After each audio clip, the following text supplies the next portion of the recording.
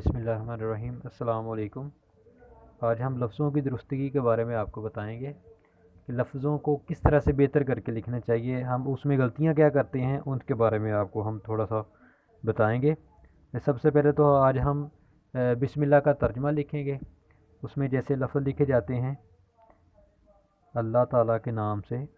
अल्लाह लफ्ज़ जो हमारा उर्दू में अक्सर लिखने में अल्लाह लफ्ज़ आता है, हम उसको ये कुछ लोग तो कहते हैं कि आपने अगर अल्लाह लफ्ज़ इस तरह से लिखना है ये वाला, तो फिर आपका लफ्ज़ ठीक होगा। अगर आपने इसमें अल्लाह इस तरह से लिखना है तो ये गलत होगा। लेकिन इसमें फ़र्क ये है कि जो आपका जैसे हमारा लफ्ज़ था बेदल बद, इसमें ये जो बद का ये जो कोना निकला हुआ था, ये कोना जब आप निकालेंगे तो ये बद लफ्ज़ लिखा पड़ा जाएगा। तो अगर आपने इसको अल्लाह लफ्ज़ में जब लिखा जाता है तो हमने इसको लहरा कर लिखना होता है।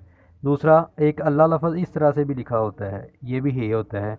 इस तरह से भी अगर आप लिखेंगे तो ठीक है। अगर आपने अल्लाह इस तरह से लिख दिया है तो ये भी ठीक होगा। फ़ारसी में भी ऐसे उर्दू में लिखा जाता है।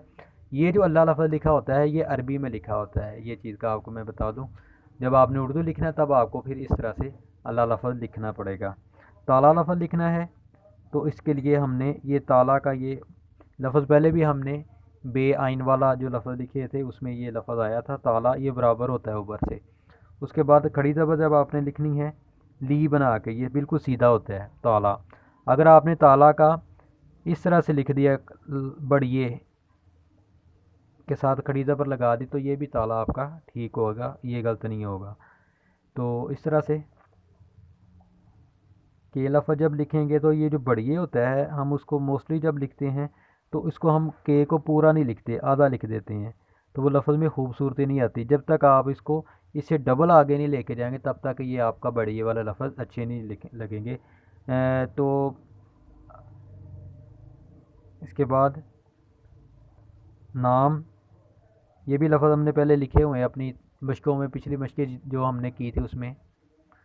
से जब लिखेंगे ये भी बढ़िए वाला लफ्ज़ है, ये हम इधर आगे से शुरू करेंगे ताकि ये ज़्यादा आगे को जाए। अगर हम बिल्कुल से को शुरू ही यहाँ से करेंगे तो ये बिल्कुल इसके अंदर जाके या तो जुड़ जाएगा या ये इस तरह से छोटा हो जाएगा। अगर आप ये से इस तरह से लिखते हैं तो ये गलत होता है। इसका बढ़िए जो है आपने पूरे साइज़ का बनाना है। जीवा जो लफ्ज़ वाव के अंदर फासला नहीं आता बड़ा। अब हमने ये तख्ती में भी जो लिखा था पहले मुशक में, वो बड़ा बेरे बार जो है जो स्टेप की तरह बार होता है या पार होता है, ये कार होता है लाइन के ऊपर रहता है, ये लाइन से नीचे नहीं जाता। इसको ज़्यादातर लोग जो बार के इस तरह से बड़ा लफ्ज़ लिखते हैं तो वो ये गलत होता है। ये चीज़ आपने याद रखनी है, ये हमारा लफ्ज़ गलत होता है। लाइन के इस जगह पे जो रे आता है आपका नीचे, वो स्टेप की तरह हो तो वो गलत हो जाता है। वो लाइन से नीचे नहीं बल्कि ऊपर ही रहेगा। मेहरबान, अब ये जो मेहर का जो रे है ये लहरा के लिखा जा रहा है, ये लाइन से नीचे जाएगा। नहायत में ये बहा लफ्ज़ जैसे हमने लिखा था उसी तरह से नहा, उसी तरह से ये यत हमने जो दूसरी तख्ती में जो बुत वाले लफ्ज़ लिखे थे उसमें ये लफ्ज़ इसी तरह से था। इसको जब हम लिखेंगे तो ये मद बनाएंगे, बजाय कि हम इसको ऊपर नोक निकाल के लिखें। ये लफ्ज़ गलत होता है, इसको ऊपर नहीं बल्कि इसको मद की शक्ल बनानी है।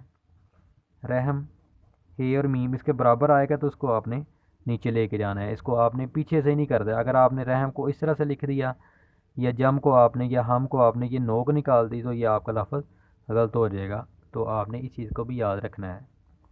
करने वाला कर लफ्ज़ वही इसी तरह से लाइन के ऊपर ही रहेगा कर वाला। लाम अलिफ ला जब आप लिखें तो ये स्टेप ऊपर ये नीचे होना चाहिए, ये टेढ़ा नहीं अलिफ होता। जो रे को इस तरह से टेढ़ा लिखते हैं वो गलत लिखते हैं। है इसको भी क्योंकि इसमें बढ़िया आता है तो ये इस तरफ को ज़्यादा जा रहा है, उसको आपने आगे से शुरू करना है। ये हमारा है लफ्ज़ जो है ये तो हर तकरीबन हर जुमले में हर लफ्ज़ आता है ये वाला लफ्ज़।